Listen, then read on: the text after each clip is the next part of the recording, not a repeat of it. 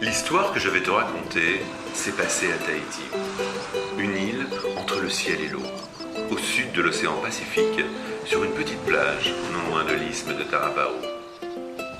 Cette plage était vêtue d'un manteau de sable blanc et ornée de cocotiers, et je me souviens encore des parfums de noix de coco et de jasmin qui planaient dans l'air. Solal, un petit garçon qui vivait non loin de là, venait chaque jour sur cette plage, comme s'il avait rendez-vous avec les éléments. Un jour que la nuit tombait, Solal entendit un bruit étrange non loin de lui. Il tourna la tête et il vit, comme je te vois, une fleur d'un jaune éclatant sortir lentement du sol comme pour profiter d'un dernier rayon de soleil avant d'aller dormir. Il n'avait jamais vu ça. Et il resta de longs instants à la regarder avant d'engager la conversation. Yonara, petite fleur, comment vas-tu? Et qu'as-tu fait aujourd'hui? Bien sûr, Solal n'attendait aucune réponse, car il savait bien que les fleurs ne parlent pas.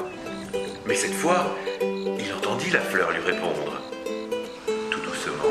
On fait aller, mon petit bonhomme. Aujourd'hui, je me suis amusée comme une petite folle à énerver ce papillon fou amoureux de moi. N'aimes-tu pas le soleil, petite fleur? Demanda Solal. La fleur lui répondit. Je l'adore. D'ailleurs, que serais-je sans lui? Mais j'aime le soleil du soir. Il m'a réchauffé les pétales toute la journée. D'ailleurs, mon petit Solal, tu devrais rentrer. La nuit va tomber et la pluie aussi. Et tu pourrais faire de bien mauvaises rencontres par ici.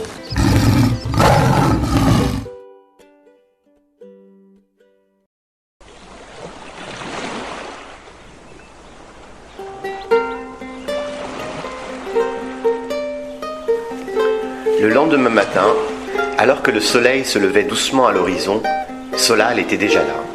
Car toute la nuit, il s'était demandé ce que pouvaient bien chanter des perroquets. 3, 4, guitare.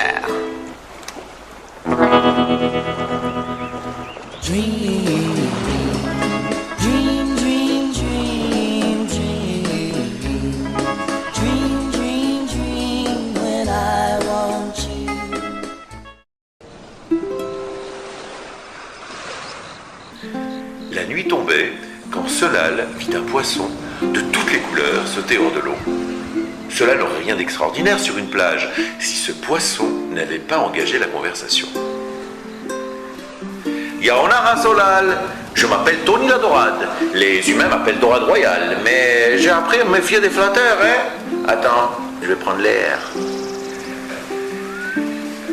Yonara, Tony, que penses-tu des hommes, petit poisson? Ça dépend lesquels, mon petit Solal. Les hommes, ils sont capables du meilleur comme du pire. Et je n'aime pas trop ceux qui nous roulent dans la farine, mais je n'ai rien contre les végétariens. Pour être franc, je préfère son cousin le singe. Lui, au moins, il a renoncé depuis longtemps à nous attraper. Attends, je veux prendre l'air. Tu vas voir, tu vas voir. Tu vas voir, tu vas voir. Pas celui-là, apparemment. Oh, lui, il a déjà du mal à attraper une banane, alors. Attends, je vais prendre l'air. Je dois rentrer maintenant. La nuit tombe et ma maman m'attend. Et ce soir, sois tranquille, on mange des légumes, petit poisson. Tu as raison, c'est bien meilleur. Et ça nous fait des vacances à nous autres, hein? À bientôt, Solal. Voilà, Solal avait passé la journée la plus incroyable et la plus belle de sa vie. Mais il pensa que tout le monde le prendrait pour un fou s'il racontait qu'il avait parlé à un poisson, à une fleur, et qu'il avait assisté aux premières loges à un concert de perroquets. Aussi, Solal décida de garder le secret et de n'en rien dire à personne. C'était bien mieux ainsi.